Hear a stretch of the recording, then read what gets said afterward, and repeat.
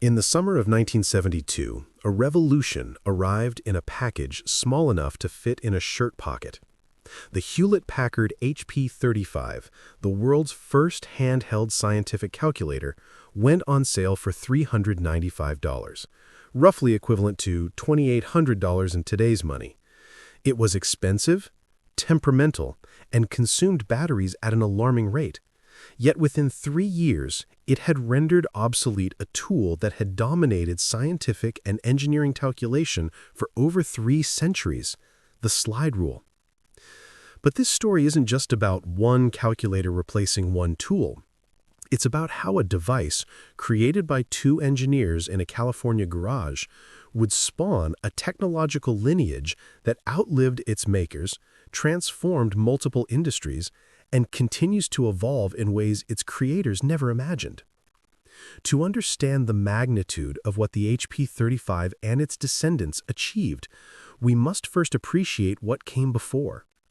The slide rule, invented in the 1620s shortly after John Napier's discovery of logarithms, was a marvel of analog computing. 2 sliding scales marked with logarithmic divisions allowed users to multiply and divide by adding and subtracting distances. An experienced engineer could perform complex calculations with surprising speed and accuracy, typically to 3 significant figures, enough for most practical purposes. By the mid-20th century, slide rules had become the universal symbol of the engineer's profession. Every engineering student owned one, usually in a leather holster worn on the belt like a gunslinger's weapon. The distinctive whir of sliding scales was the soundtrack of engineering offices, laboratories, and classrooms worldwide. But slide rules had inherent limitations that became increasingly problematic as technology advanced. They required skill and practice to use effectively. Reading the scales demanded good eyesight and judgment. They could only provide approximate answers, with accuracy limited by how finely the scales could be marked and read. They couldn't handle addition and subtraction directly, only multiplication, division, powers, and roots. And they offered no memory function or ability to chain calculations automatically. For simple problems, these limitations were acceptable. But as engineering projects became more complex, designing jet aircraft, calculating orbital mechanics, analyzing electrical circuits with dozens of components, the slide rule's constraints became burdensome. Engineers needed something better, though few could have imagined what form that improvement would take. The story of the electronic calculator begins not with Hewlett-Packard, but with the invention of the transistor in 1947 and the integrated circuit in 1958. These technologies made it possible to build electronic computing devices small enough and cheap enough for individual use, rather than the room-filling mainframe computers that only large institutions could afford. Early electronic calculators appeared in the 1960s, but they were desktop machines, expensive and limited in function. The Friden EC130, introduced in 1964, weighed 55 pounds and cost $2,200. It could add, subtract, multiply, and divide, but couldn't perform the transcendental functions, logarithms, trigonometry, exponentials, that scientists and engineers needed regularly. These desktop calculators were useful for accountants and business applications, but they didn't threaten the dominance of the slide rule in technical fields. William Hewlett and David Packard had founded their company in a Palo Alto garage in 1939, initially making audio oscillators and other electronic test equipment. By the late 1960s, Hewlett-Packard had grown into a substantial company with a strong reputation for quality instruments used in laboratories and engineering facilities. Bill Hewlett, who, despite the company's success, remained deeply involved in product development, had become frustrated with the limitations of slide rules during his own engineering work. He envisioned a calculator that could perform all the functions an engineer needed: trigonometry, logarithms, exponentials, as well as basic arithmetic, in a package small enough to carry anywhere. When he proposed this vision to HP's engineers in 1968, many thought it was impossible. The computing power required would need circuits far too complex to fit in a pocket-sized device, or so conventional wisdom insisted. But HP's engineers, working in a corporate culture that encouraged ambitious technical challenges, decided to try. The project was led by a team that included Tom Osborne, Franz Rodet, and Chung Si-tung, among others. They faced daunting obstacles.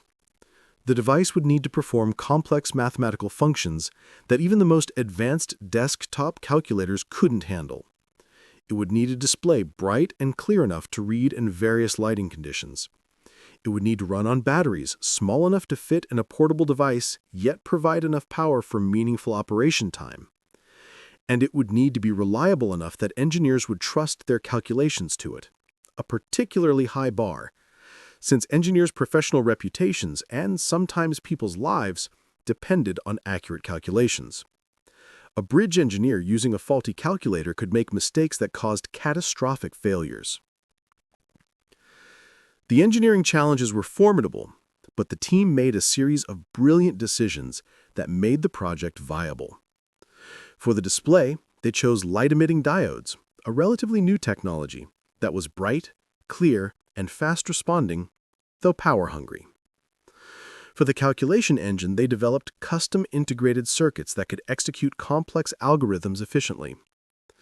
For the mathematical functions, they implemented clever approximation methods that gave accurate results while minimizing the computational steps required.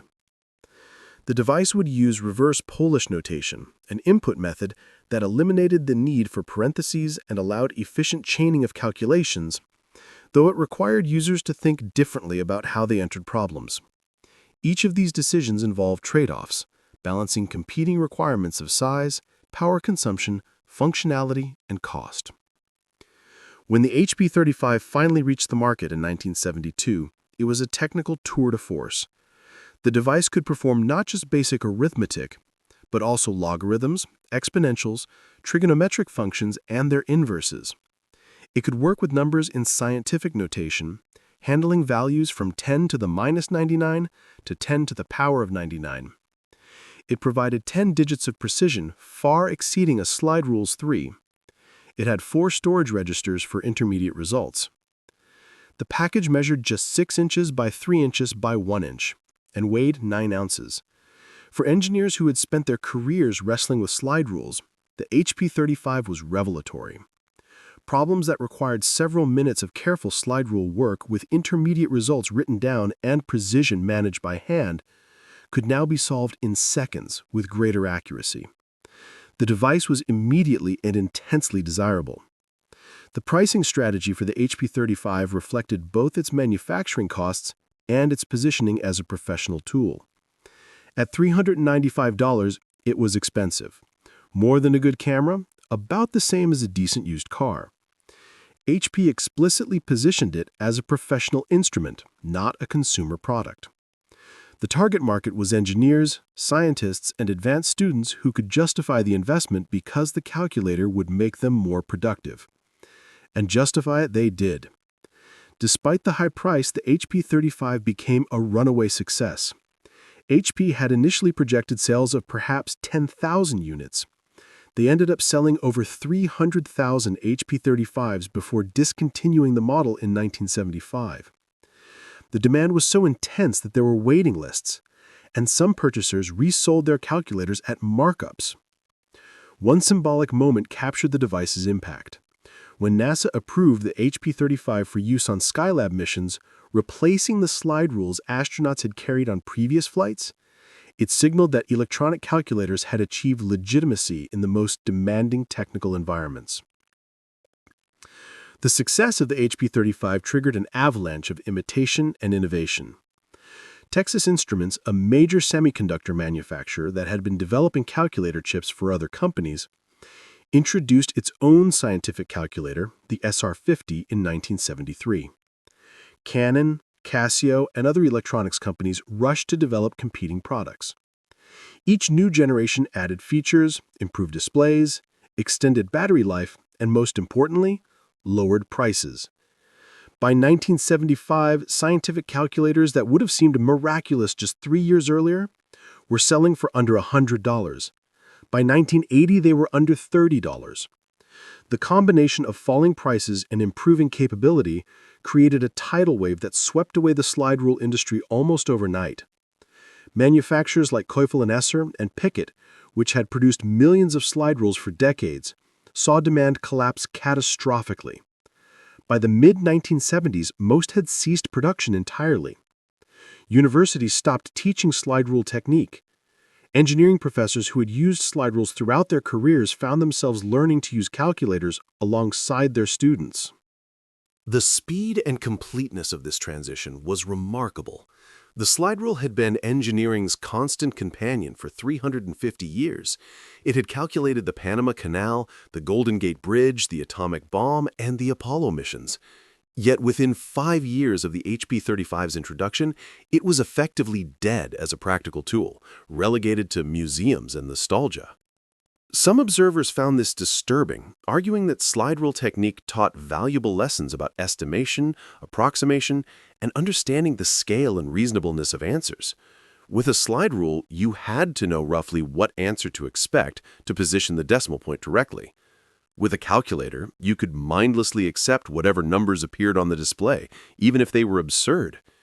These concerns had merit, but couldn't overcome the overwhelming practical advantages of electronic calculation.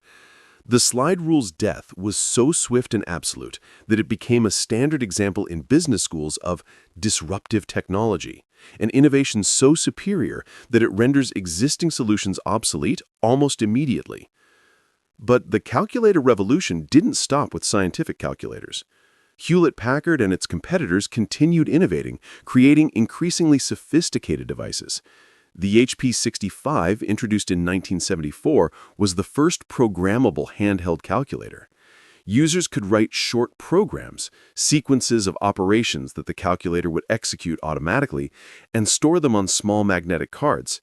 This transformed the calculator from a tool for individual calculations into a device that could solve entire classes of problems automatically.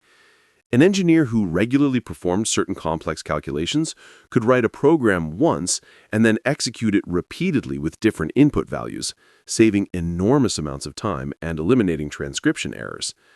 The HP-65 cost $795, even more expensive than the original HP-35, but it found a ready market among professionals who could justify the investment. The evolution continued with financial calculators that incorporated time value of money calculations, bond yields, depreciation schedules, and statistical functions useful in business and finance. The HP-12C, introduced in 1981 specifically for financial professionals, became legendary for its longevity. The same basic design remained in production for over 4 decades, with some financial professionals still using their original units from the 1980s. This longevity itself became part of the HP-12C's appeal. In an era of planned obsolescence where most electronic devices were designed to be disposable, the HP-12C was built to last and represented a philosophy of engineering that valued durability and reliability over novelty and fashion. The calculator's impact on education was profound and controversial. As calculators became cheap enough for students to afford, educational institutions had to grapple with fundamental questions about mathematics education. Should students be allowed to use calculators in math classes? Would reliance on calculators undermine the development of number sense and mental arithmetic skills?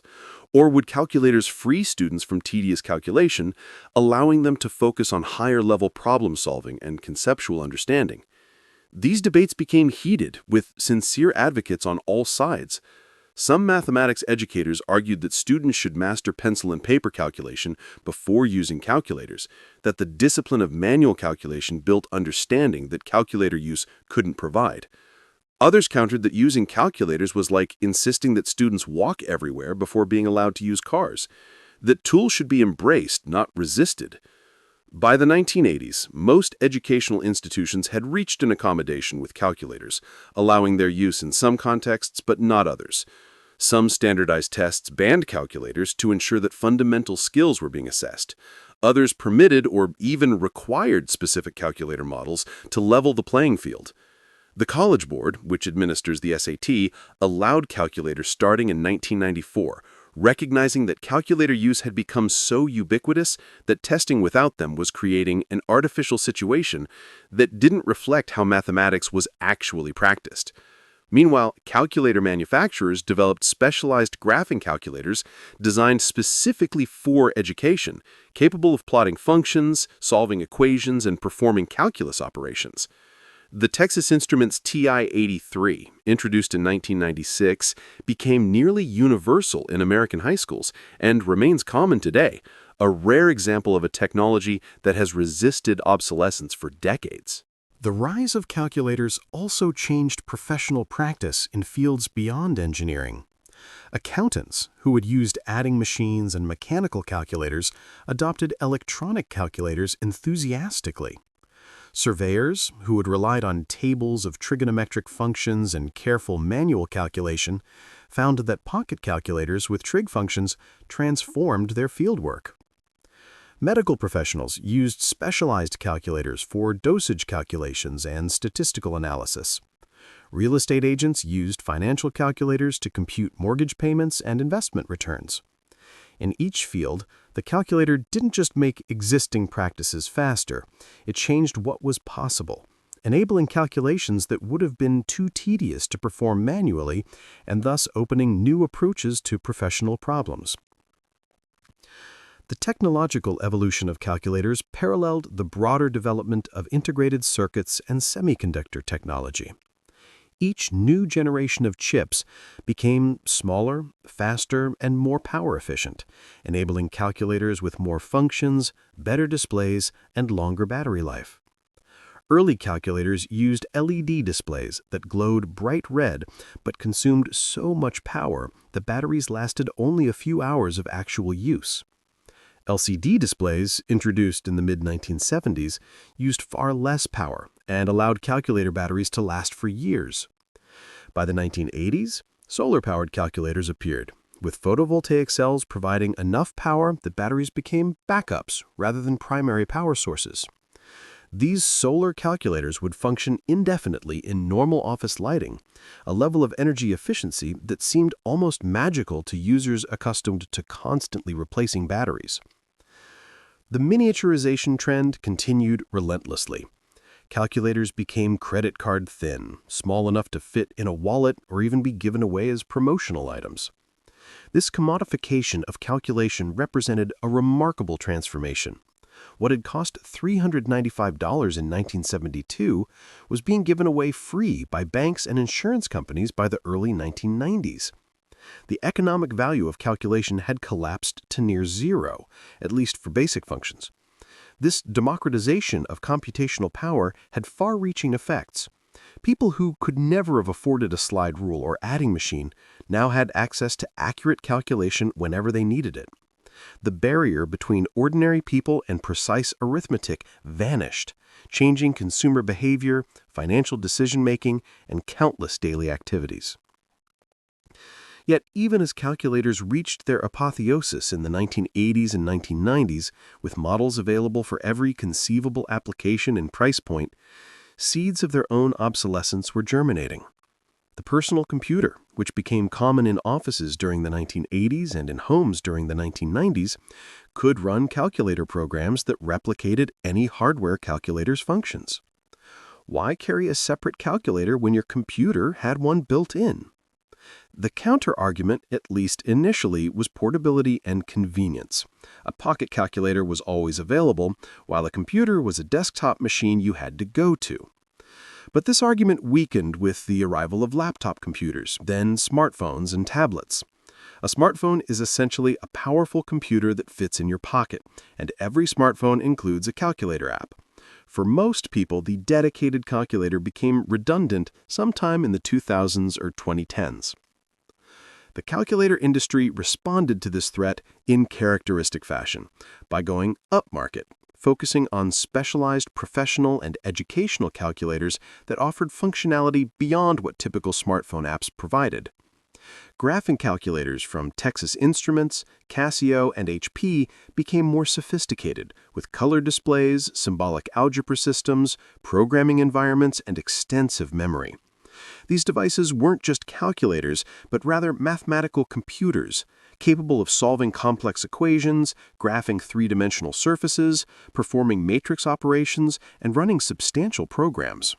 They remained popular in education, partly due to inertia and standardized testing requirements that specified certain calculator models, creating a captive market that resisted smartphone competition. The story of Hewlett-Packard's calculator division became a microcosm of broader changes in the technology industry. HP, which had pioneered the scientific calculator and remained a leader in the field for decades, eventually found the calculator business less central to its corporate strategy. The company went through multiple reorganizations, spin-offs, and strategic shifts. In 2015, HP split into two separate companies: HP Inc., focused on personal computers and printers, and Hewlett-Packard Enterprise, focused on enterprise servers and services. Neither company emphasized calculators as a core product line, though both continued to produce some models, often manufactured by third parties under license. The calculator, which had once been an HP flagship product representing the company's engineering excellence, had become a minor legacy item in a vastly larger and more diverse technology conglomerate. Yet the calculator's legacy extends far beyond the devices themselves. The HP 35 and its successors established paradigms for portable electronic devices that persist today. The idea that complex functionality could be packaged in pocket-sized form, that batteries could power sophisticated electronics for extended periods, that displays could present information clearly in various conditions, that user interfaces could be designed for efficient operation. All these concepts, worked out in detail for calculators, informed the development of later portable devices, including mobile phones, PDAs, GPS units, and ultimately smartphones. When Apple designed the iPhone's user interface, they were building on decades of learning about how people interact with small electronic devices, learning that began with calculators. The calculator also established economic models that shaped the technology industry.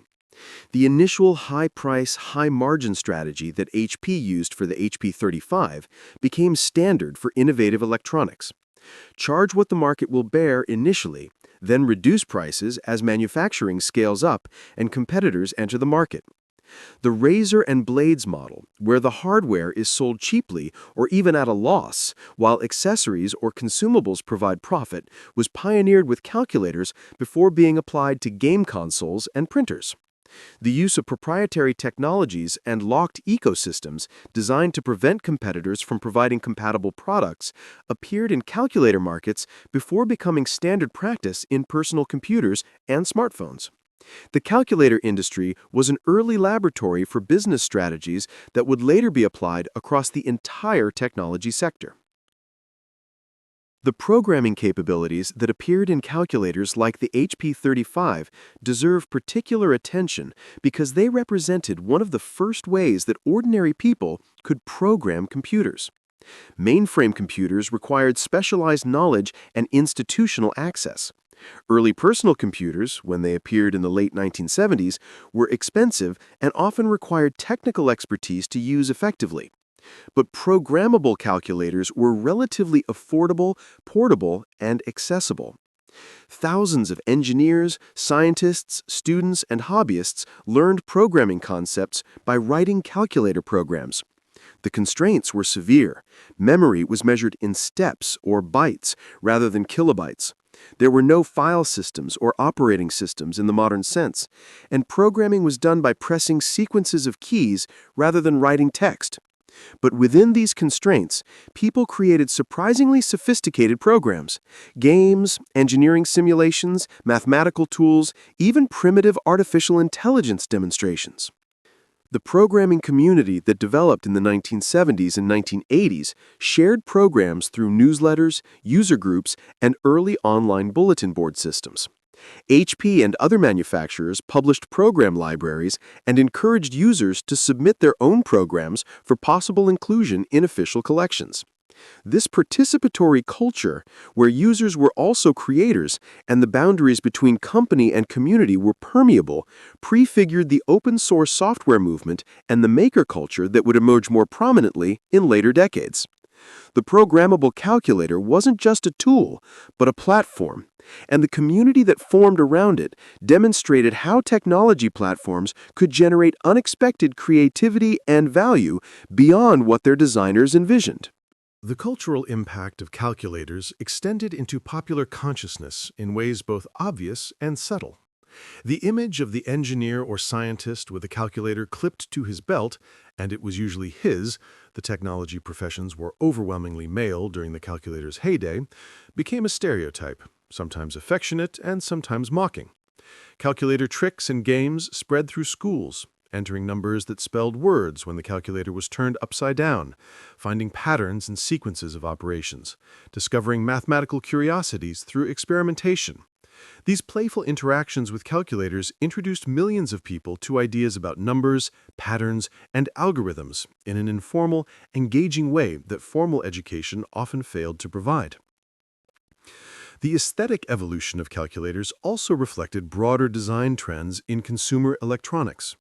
Early calculators like the HP 35 had a utilitarian industrial appearance. Metal cases, prominent screws, functional layouts with little concern for visual appeal beyond clarity. As the market matured and consumer models proliferated, designers paid more attention to appearance. Calculators became fashion accessories in some contexts, available in various colors with sleek cases and styled buttons. Casio, in particular, produced calculators with elaborate designs, some thin enough to fit in shirt pockets, others with LCD games built in, still others with musical note capabilities or world time features. These embellishments moved calculators from the realm of pure tools into the realm of consumer electronics, where appearance and features beyond core functionality drove purchasing decisions. The reliability and longevity of calculators, particularly professional models from HP and other premium manufacturers, created a secondary market that persists today. Vintage calculator collecting became a hobby for enthusiasts fascinated by the history of computing and engineering. Rare models, particularly early HPs in good condition, with original cases and documentation, command high prices on the collector market. Online communities dedicated to calculator history, repair, and restoration maintain databases of models, share technical documentation, and keep old calculators functioning decades after manufacture. This collector interest has preserved knowledge about calculator technology that might otherwise have been lost, creating an informal archive of the calculator era that complements official museum collections. The mathematical accuracy of calculators, which seems like it should be a straightforward technical matter, has actually been a source of ongoing challenges and occasional controversies. Calculators use finite precision arithmetic, representing numbers with a limited number of digits. This creates rounding errors that can accumulate in certain calculations, potentially leading to inaccurate results. Different calculators implement transcendental functions like logarithms and trigonometry using different approximation algorithms, which can produce slightly different results. For most purposes, these differences are insignificant, but in some sensitive calculations, they matter. Calculator manufacturers invested substantial effort in ensuring that their implementations were as accurate as possible within the constraints of finite precision, and calculator reviews in technical publications often included accuracy tests with particularly challenging calculations designed to reveal weaknesses in algorithmic implementations. The relationship between calculators and mental arithmetic represents an ongoing tension in mathematics education and cognitive science. Research has shown that regular calculator use does reduce proficiency in mental arithmetic. People who rely on calculators for simple calculations generally become slower and less accurate at mental math than those who practice it regularly. However, this decline in one specific skill must be weighed against the gains in other areas. Time not spent on tedious calculation can be devoted to higher-level problem-solving, conceptual understanding, or creative application of mathematics.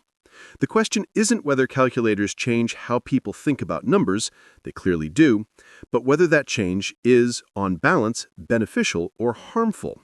The answer likely depends on context, individual differences, and how calculators are integrated into education and practice. The calculator's evolution also intersected with the development of computer algebra systems, software that can perform symbolic rather than just numerical mathematics. While a traditional calculator evaluates 2 plus 2 and returns 4, a computer algebra system can manipulate the expression 2 plus x without knowing x's value, perform algebraic simplification, solve equations symbolically, and perform calculus operations. Early computer algebra systems ran on mainframe computers or workstations, but by the 1990s, calculators like the HP-48 and TI-89 incorporated symbolic math capabilities. These devices blurred the line between calculator and computer, offering functionality that would have required room-sized computers just decades earlier. For students and professionals working with mathematics at an abstract level, these symbolic calculators changed what problems could be tackled and how mathematical work was done. The international dimension of the calculator market revealed interesting patterns about global technology diffusion and regional preferences. While HP dominated the American scientific calculator market, CONSIA was stronger in Asia and Europe. Different regions developed preferences for different feature sets and interface designs. The educational calculator market was particularly fragmented by national differences in curricula and testing requirements. What was standard in American schools might be illegal on British exams. Japanese students used calculators with features tailored to their mathematical education system that would be unfamiliar to Americans. These regional variations persisted even as other consumer electronics became increasingly globalized, suggesting that calculation practices remain embedded in local educational and professional cultures in ways that resist complete standardization. The energy efficiency achieved by calculator technology represents an often overlooked triumph of engineering. The original HP-35 used batteries that lasted only a few hours of continuous use, requiring frequent recharging. Within a decade, improved circuit design and LCD displays had extended battery life to hundreds of hours. By the 1990s, solar calculators could operate indefinitely in normal indoor lighting without any battery changes. This million-fold improvement in energy efficiency happened while functionality increased dramatically. The techniques developed to achieve this efficiency, low-power circuit design, efficient algorithm implementation, and intelligent power management, were later applied to mobile phones, tablets, and other battery-powered devices. The calculators served as a proving ground for engineering approaches that became essential to the mobile computing revolution. The user interface innovations pioneered in calculators deserve recognition for their influence on subsequent device design. The four-function layout that became standard, number pad, arithmetic operations, equals, and clear, established a mental model of calculation that billions of people internalized. Reverse Polish notation, though initially confusing to new users, demonstrated that unconventional interface paradigms could be superior for experienced users willing to invest in learning. The function key methodology, where a single button could have multiple meanings depending on whether shift or alpha keys were pressed, allowed complex functionality within severe space constraints. Graphing calculators' hierarchical menu systems anticipated the navigation paradigms of mobile operating systems. Each of these interface approaches was worked out through iterative design, user feedback, and competitive pressure in the calculator market before being adopted elsewhere. The calculator has also served as a mathematical metaphor and thought experiment in computer science and philosophy. The question, what can a calculator calculate, leads to deeper questions about the nature of computation, decidability, and the limits of algorithmic processes. A simple calculator can compute any computable function given appropriate programming. Yet there are questions that no calculator, however sophisticated, can answer, problems that are mathematically proven to be uncomputable. The calculator thus becomes a concrete example for thinking about abstract concepts in computation theory.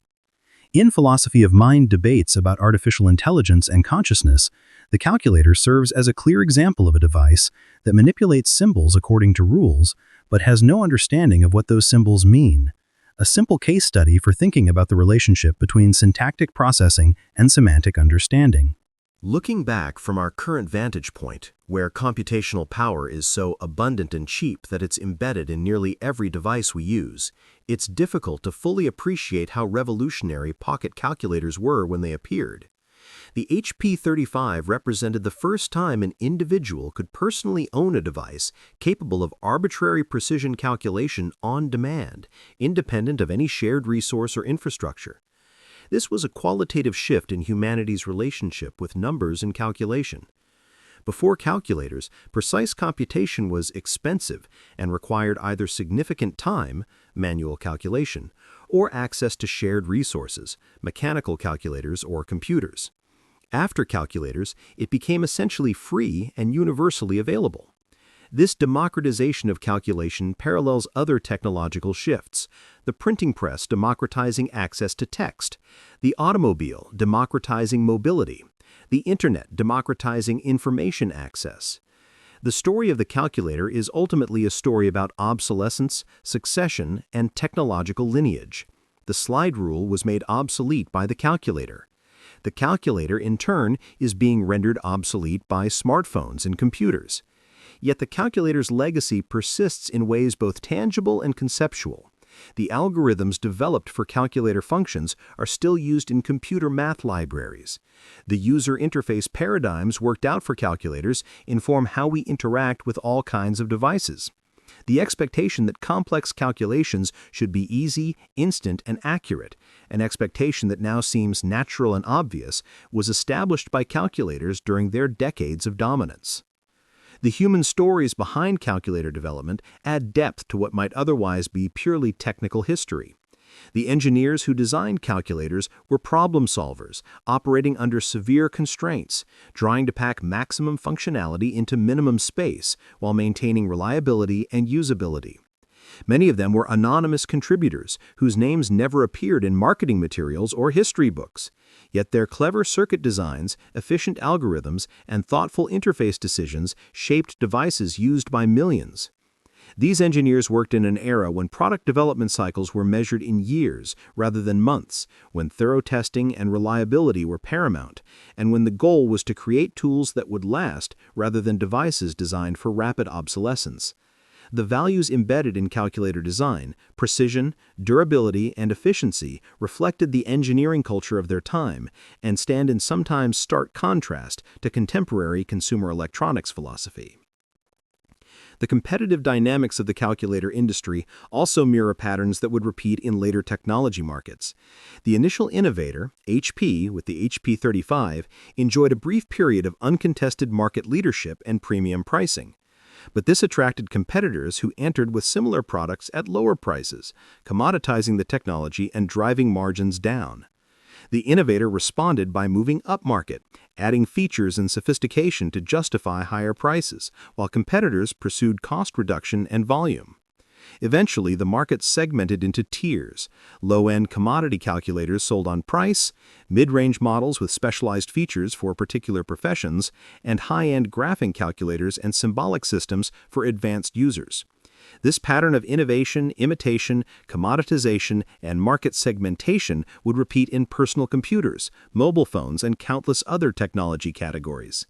The calculator industry was an early example of dynamics that became characteristic of the entire technology sector. The relationship between HP's founders and the calculator deserves special attention because it illustrates how individual vision can shape technological development. Bill Hewlett's frustration with slide rules and his insistence that a pocket scientific calculator could and should be built drove the HP 35 project forward despite skepticism. This wasn't a market-driven decision based on focus groups and consumer research. It was an engineer seeing a problem in his own work and believing a solution was possible.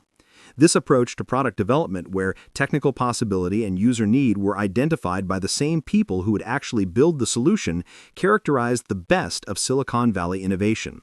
Hewlett and Packard cultivated a company culture where engineers were empowered to work on ambitious projects, where technical excellence was valued above short-term profit, and where the goal was to create products they themselves would want to use. This culture produced not just the HP 35, but a string of innovative instruments and computers that established HP's reputation for quality and innovation. However, as HP grew larger and more bureaucratic, and especially after Hewlett and Packard stepped back from active management, that culture became harder to maintain. The calculator division, once a symbol of HP's innovative spirit, became just another product line managed for quarterly results rather than long-term vision. When calculators became less profitable as competition intensified and smartphones emerged, HP's commitment to the category waned. The company that had created the scientific calculator gradually lost interest in it, a pattern of corporate evolution where pioneering products become legacy burdens rather than sources of pride. Yet the HP calculator community, users, collectors, and enthusiasts, maintained enthusiasm and loyalty that the company itself no longer fully reciprocated. This disconnect between corporate priorities and user communities represents a recurring tension in technology industries. The environmental impact of calculators, though rarely discussed, offers an interesting perspective on technological change and waste. The slide rules that calculators displaced were typically made from bamboo, plastic, or metal, durable materials that could last decades without consuming any energy. A single slide rule, properly maintained, could serve an engineer throughout an entire career. Calculators, by contrast, rely on batteries, contain electronic components with limited lifespans, and become obsolete as new models with additional features appear. The calculator era thus represented a shift from sustainable, durable tools to devices dependent on continuous energy input and eventual replacement. Billions of calculators have been manufactured since the 1970s, and many have ended up in landfills, their plastic cases and electronic components contributing to environmental problems. The very cheapness that made calculators accessible, the fact that they could be given away as promotional items, also meant they were treated as disposable rather than valuable, a pattern that would become even more pronounced with smartphones and other consumer electronics. Yet there's a counter-argument about calculators and sustainability. The computational efficiency they enabled, allowing one calculation to replace many, allowing precise rather than approximate solutions, reducing trial and error iterations in design and engineering, may have saved more resources than the devices themselves consumed. A bridge designed with calculator assistance might use materials more efficiently than one designed with slide rules, because the engineer could perform optimization calculations that would have been too tedious manually.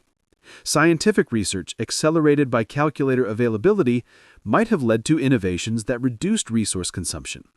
The environmental calculus of technology is complex, with direct impacts offset by indirect efficiency gains in ways that resist simple accounting. The calculator's role in financial decision-making represents another consequential legacy. Financial calculators that could compute time value of money, loan payments, bond yields, and investment returns made sophisticated financial analysis accessible to people who weren't financial professionals. Real estate agents could instantly calculate mortgage scenarios for clients. Small business owners could evaluate financing options without hiring accountants. Individual investors could analyze their portfolios with tools previously available only to professionals. This democratization of financial calculation had mixed effects. On one hand, it empowered people to make more informed financial decisions and reduced their dependence on experts who might have conflicts of interest. On the other hand, it created an illusion of precision and understanding where people used calculator outputs without fully comprehending the assumptions and limitations underlying the calculations. The calculator could tell you the monthly payment on a loan, but couldn't tell you whether that loan was wise to take. The insurance and actuarial professions were particularly transformed by calculator technology. Before calculators, actuaries spent enormous amounts of time performing complex calculations by hand or with mechanical calculators, computing policy values, reserves, and probabilities. The arrival of programmable calculators and later financial calculators with built-in statistical functions changed the profession fundamentally. Calculations that once took hours could be performed in minutes. Actuaries could perform sensitivity analyses and explore multiple scenarios rather than computing a single answer laboriously. This changed the nature of actuarial work from primarily computational to primarily analytical. The machine did the arithmetic while the human focused on interpretation, judgment, and decision-making. This pattern of automation, shifting human work from routine to creative tasks, from execution to oversight, appeared across many professions touched by calculator technology. The calculator's influence on standards and testing in education created lock-in effects that persist decades later. When educational systems standardized on particular calculator models for testing, most notably the Texas Instruments TI-83 and its successors in American high schools, they created captive markets where students had to purchase specific devices regardless of whether better alternatives existed. TI leveraged this position to maintain high prices for graphing calculators long after the technology should have been commoditized. A TI-84 graphing calculator, technologically similar to the TI-83 from 1996, still sold for $100 to $150 in the 2010s and 2020s, despite containing components worth perhaps $10 to $15. This represented a failure of market mechanisms. The product wasn't competing on merit, but on institutional lock-in. Critics argued this was essentially a tax on students, forcing them to purchase overpriced technology. Defenders noted that standardization had pedagogical benefits, ensuring all students worked with the same tools and reducing inequality. The debate illustrated how institutional adoption of technology creates path dependencies that resist change even when change would be beneficial. The programming education potential of calculators, particularly graphing calculators, represents an opportunity that was never fully realized. These devices were essentially programmable computers with their own programming languages, development environments, and communities. Students could learn programming concepts by writing calculator programs to solve mathematics problems or create games. Some educators incorporated calculator programming into their curricula with excellent results. Students engaged deeply with both mathematics and computation, seeing how abstract concepts could be implemented and used. But this approach never became mainstream. Most students use calculators as black boxes, entering numbers and accepting outputs without understanding or exploring what happened inside. The calculator remained a tool rather than becoming a platform for learning about computation itself. This represented a missed opportunity, though perhaps an inevitable one, given the pressures of standardized testing and curriculum requirements that left little room for exploration and experimentation. The decline of mental arithmetic skills that accompanied widespread calculator use has been documented by researchers and lamented by educators. Yet the phenomenon is more nuanced than simple skill loss. What declined was primarily routine procedural facility, the ability to quickly multiply two-digit numbers mentally or perform long division without paper. What potentially increased, though harder to measure, was conceptual understanding and problem-solving ability.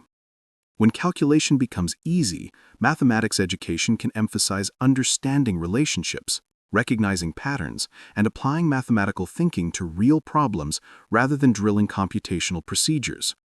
Whether this trade-off represents educational progress or decline remains contested, with evidence cited on both sides.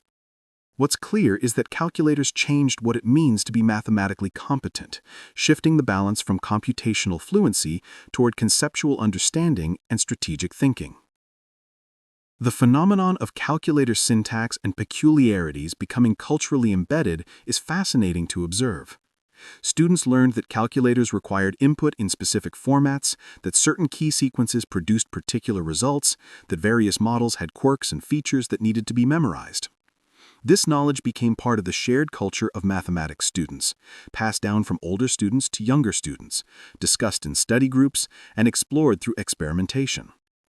The communities that formed around particular calculator models, especially the TI and HP graphing calculator communities, developed extensive documentation, program libraries, and shared expertise.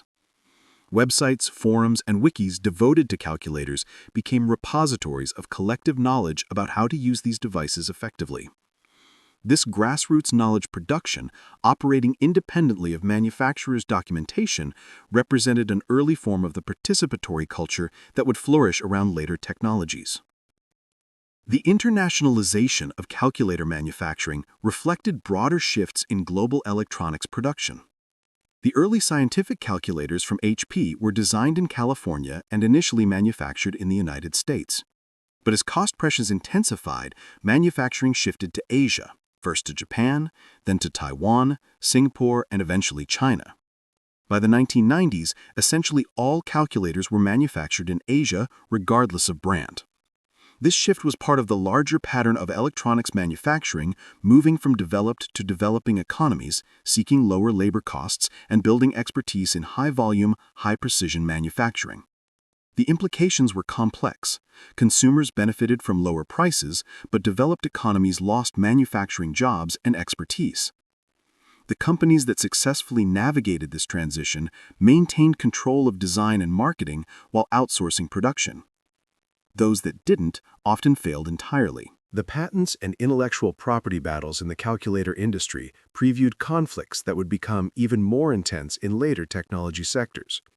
Companies patented calculator designs, algorithms, user interface methods, and manufacturing techniques, then sued competitors for infringement. HP, Texas Instruments, Casio, and others engaged in complex legal battles over who had invented various innovations first and whether particular implementations violated patent rights. These battles rarely resulted in products being removed from the market. Typically, they were settled with cross-licensing agreements where companies agreed to share patents. The patent system, intended to encourage innovation by protecting inventors, became a complex game of strategic filing, defensive portfolios, and negotiated settlements. This pattern, established in calculators, would reach extremes in the smartphone patent wars of the 2000s and 2010s. The calculator's persistence in certain niches despite smartphone ubiquity reveals something about tool specialization and professional practice. Accountants continue using 10-key calculators because the physical feedback and muscle memory developed through repeated use makes them faster than smartphone touchscreens. Surveyors use dedicated calculating devices because they're more durable and reliable in harsh field conditions than consumer electronics. Financial professionals use HP 12Cs because the entire profession has standardized on that model, and switching would require retraining. Educational institutions require specific calculators for testing to prevent cheating through unauthorized connectivity. Each of these niches represents a situation where the general-purpose smartphone, despite its vastly superior computational power, isn't actually the best tool for the job. This illustrates an important principle about technology. The most powerful solution isn't always the most appropriate, and specialized tools optimized for specific tasks retain value even when general-purpose alternatives exist. The aesthetics of calculator design evolved in interesting ways that reflected changing industrial design philosophy. Early calculators looked like precision instruments, metal cases, clear labeling, serious appearance. As calculators became consumer products, their designs became more varied and sometimes playful. Casio produced thin, colorful calculators that looked like fashion accessories. Some calculators incorporated LCD games and other entertainment features, blurring the line between tool and toy. Others emphasized professional appearance, with leather cases and refined details signaling serious purpose. This design diversity reflected calculators' unusual position as products purchased both by professionals, for whom they were essential tools, and by students, for whom they were required equipment, but also potential status symbols or expressions of personality. The design had to work across these different use contexts and user identities. The repairability of calculators varied widely and changed over time in ways that reflected broader trends in consumer electronics. Early HP calculators were built with repair in mind. Screws rather than glue held cases together, components were modular and replaceable, and detailed service manuals were available. A skilled technician could repair almost any failure. As calculators became cheaper and production volumes increased, repairability declined. Cases were increasingly glued or snap-fit, making them difficult to open without damage. Components were integrated into single chips that couldn't be replaced individually. When calculators became cheap enough that replacement cost less than repair, repairability ceased being a priority. This reflected a broader shift in consumer electronics from durable goods that were maintained and repaired to disposable products that were simply replaced when they failed. The environmental and economic implications of this shift continue to be debated, with right-to-repair advocates arguing for a return to repairable designs. The collector community that formed around vintage calculators represents an interesting cultural phenomenon where obsolete technology takes on value through historical interest and nostalgia. Rare calculator models, particularly early HPs in good condition, sell for hundreds or thousands of dollars, many times their original price when adjusted for inflation. Collectors value calculators for various reasons: historical significance, aesthetic appeal, technical sophistication, personal nostalgia for devices used in their education or careers, or simply the pleasure of owning and using well-engineered tools. Online communities dedicated to calculator collecting maintain extensive databases, share repair techniques, archive documentation, and organize gatherings where collectors can meet and trade. This preservation of calculator history through private collecting complements institutional efforts by museums and archives, ensuring that future generations can understand these devices and their role in technological history. The calculator's influence on scientific notation conventions is subtle but significant. Before calculators, scientific notation was used primarily in scientific and engineering contexts, and its specific formatting varied. Calculators standardized a particular representation, mantissa and exponent, typically displayed as 1.23 E4 for 1.23 times 10 to the fourth. This representation became so ubiquitous through calculator use that it became the default way people thought about and expressed numbers in scientific notation. Generations of students learned scientific notation not from textbooks explaining the mathematical concept, but from seeing how their calculators displayed large or small numbers. The calculator interface became the pedagogical medium, teaching mathematical conventions through example rather than explicit instruction. This pattern of tools shaping understanding, rather than merely serving it, appears throughout the history of technology. The battery technology used in calculators both drove and benefited from broader developments in portable power. Early calculators used rechargeable NiCad batteries or disposable alkaline cells, both with significant limitations. The development of longer-lasting, more efficient battery chemistries was partly driven by calculator demand for compact power sources. Later, as lithium batteries became available, calculators were among the first consumer products to adopt them.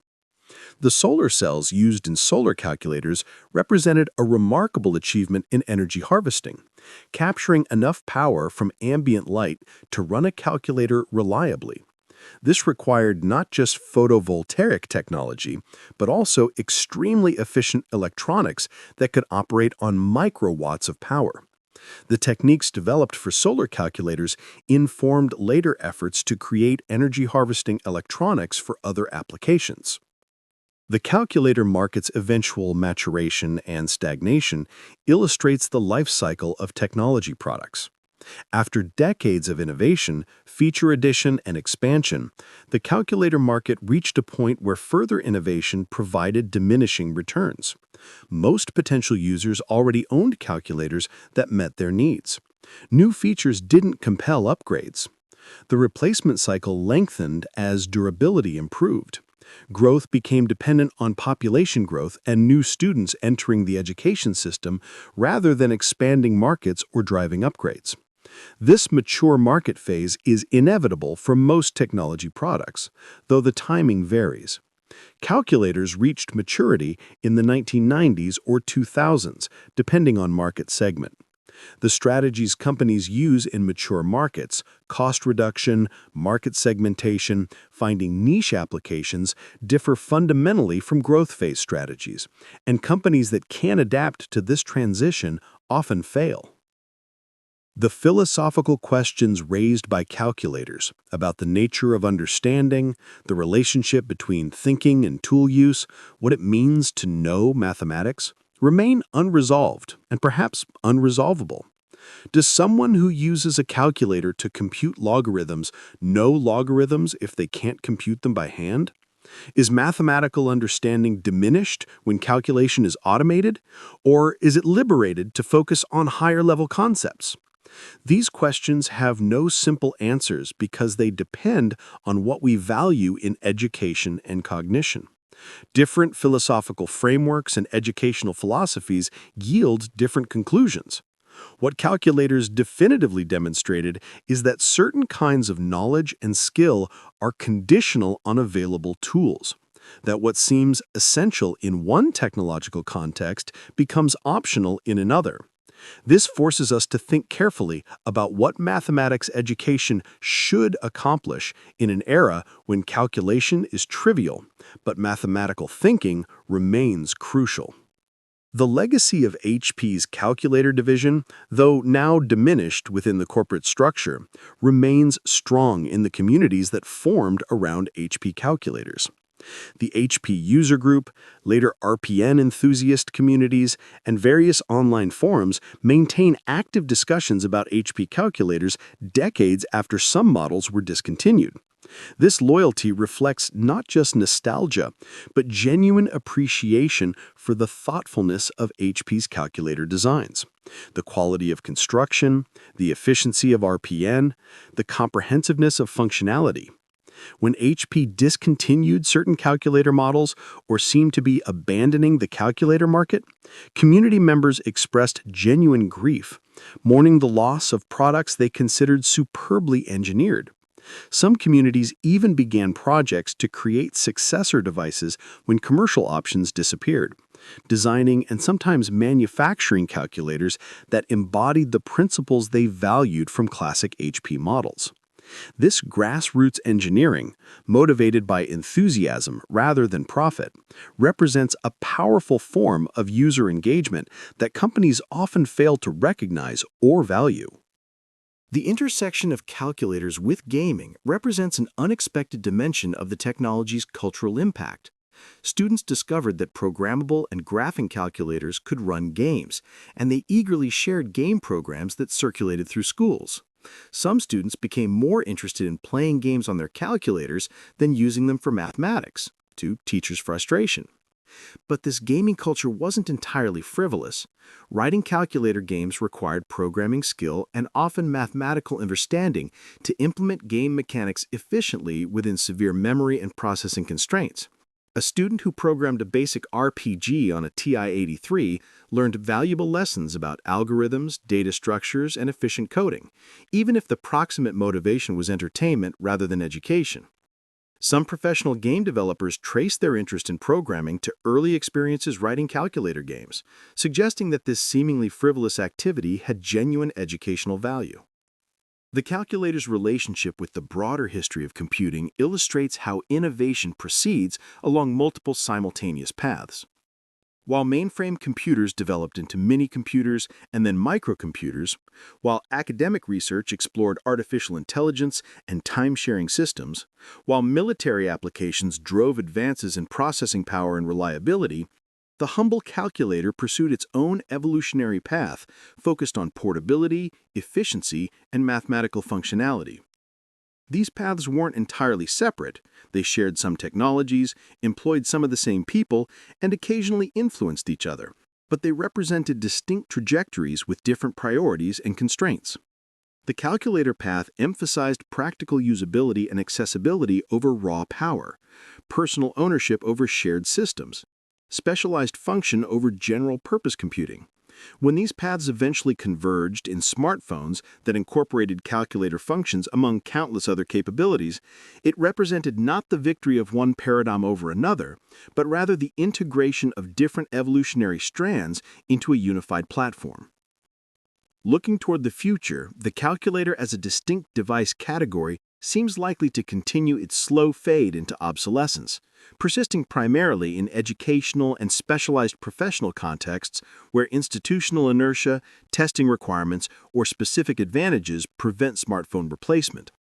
Yet the calculator's conceptual legacy, the idea that calculation should be instant, accurate, and effortlessly available, becomes ever more deeply embedded in how we think and work. Every smartphone, smartwatch, computer, and tablet incorporates calculator functionality, usually multiple implementations for different purposes. Voice assistants perform calculations on demand. Search engines return calculated answers directly. Programming languages and spreadsheets provide calculation capabilities far beyond what dedicated calculators offered. Calculation has become so ubiquitous and effortless that it's essentially invisible, a utility like electricity that we use constantly without thinking about it. This represents the ultimate success of the calculator revolution. Not that calculators persist as devices, but that their purpose has been so thoroughly achieved that calculation itself has disappeared as a distinct activity requiring special tools. The story that began with two engineers in a California garage, frustrated by slide rules and determined to build something better, has thus reached a kind of conclusion. The specific devices they created are fading into history, maintained by enthusiasts and required by institutional convention, but no longer at the cutting edge of technology. Yet the transformation they initiated, democratizing calculation, making precision arithmetic universally accessible, establishing expectations about what tools should enable us to do, has become permanent. The HP 35 and its descendants changed the world not by persisting forever, but by so thoroughly accomplishing their purpose that they made themselves, as distinct tools, unnecessary. They are like ladders that helped humanity climb to a new level and can now be left behind, their purpose fulfilled. The calculator outlived its makers not as a device, but as a revolution, its goals so completely achieved that the tools themselves became obsolete through their own success. This perhaps is the highest achievement any technology can claim, not eternal relevance, but transformative impact so profound that the technology transcends itself, becoming not a thing we use, but a capability we possess, woven so thoroughly into the fabric of modern life that we forget it was ever anything but natural.